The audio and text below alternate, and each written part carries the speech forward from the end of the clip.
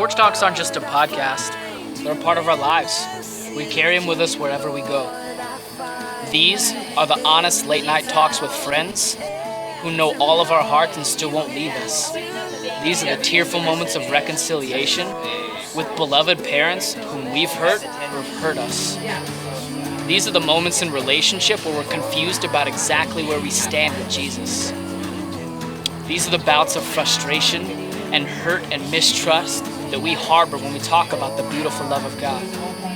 These are the Porch Talks, and they're ours.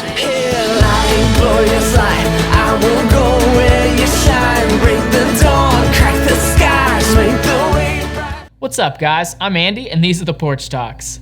Last night, we storied Genesis 39. That was Joseph in Potiphar's house with Potiphar's wife. I just want to talk to you guys a little bit today about Joseph's mud. For me, when things in my life get muddy, I start to be really unsure of how to respond. And what I see in Joseph's life is a whole lot of mud. And I see Joseph standing true to his part. Up to this point, Joseph has a ton that he's dealt with. He's probably dealing with some psychological scarring over being sold into slavery because that wasn't always a positive experience. So he gets sold to the captain of Pharaoh's bodyguard, and there's an 11-year period between the time that Joseph gets sold into slavery and the time that Joseph's time in Potiphar's house ends. 11 years. 11 years to think about what his brothers did to him, how they could be so inconsiderate, how they could not care for him, why they would do that. Potiphar's name literally means devoted to the sun. That's the name of a man who was well involved in the Egyptians' religious system. And finally, somewhere within those 11 years, Joseph gets noticed by Potiphar, and then he's thrown in charge of all of Potiphar's affairs. Joseph does so well with this that the only thing that Potiphar worries about is what he's gonna eat. That's insane. And the other thing that is a lot of details for Joseph. And if Joseph messes up, he's not an Egyptian. People aren't coming to his rescue. That's a lot for Joseph to deal with. And then finally, Joseph has Potiphar's wife to deal with. Joseph is a good-looking dude. And so day after day after day, Potiphar's wife comes to him and asks Joseph to satisfy her needs. You see, Potiphar was an officer in the guard of Pharaoh, but if you look at that word officer, it actually means eunuch. So Potiphar is a eunuch of Pharaoh's guard, which probably means that Potiphar's wife isn't getting satisfied. So who does she go to? She goes to the Hebrew slave who's in charge of all of his affairs. And she goes to him, and Joseph knows that he can't bite here. Joseph knows that he can't come into this. So Joseph says no. And what Joseph does there is incredible. He thinks about Potiphar and what that would do to him and how Potiphar has treated him so well after noticing him, how Potiphar has treated Joseph as an equal, but then he makes it a him and God thing. Joseph knows that this isn't a Joseph and Potiphar issue. This isn't a Joseph being sold into slavery issue. This isn't even a Joseph and Potiphar's wife issue.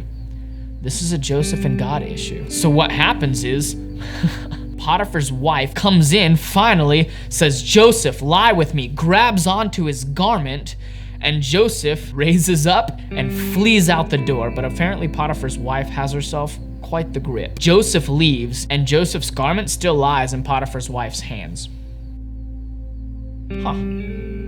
After this happens, and Potiphar's wife is standing there in the house and Joseph's run off, Potiphar's wife goes outside to scream to all the men, "Help!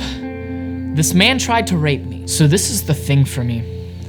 I wanted to talk about Joseph today, but more specifically, all of the extra stuff in his life that makes life muddy for him. What happens for me is I start to get overwhelmed by details.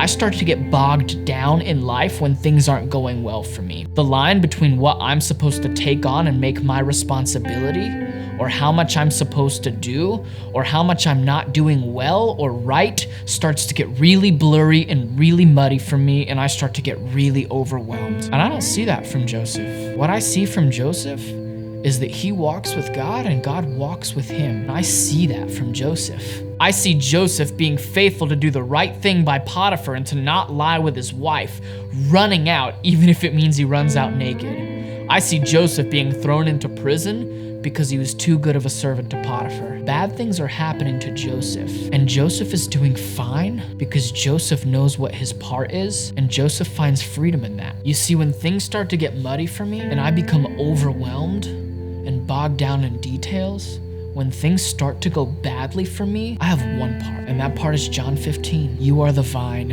and I am the branches, Lord. If I remain in you, and you in me, I will bear much fruit. But apart from you, I can do nothing. And so there's this thing where, like, if I stay connected to the vine, then I know that he will produce fruit in me. And I know that I have these two major commands that Jesus gives me. I have these two things, these jobs.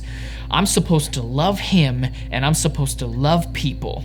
And so if I'm supposed to love him and love people, but I know that Jesus is going to produce that fruit in me, then that stuff isn't even my part.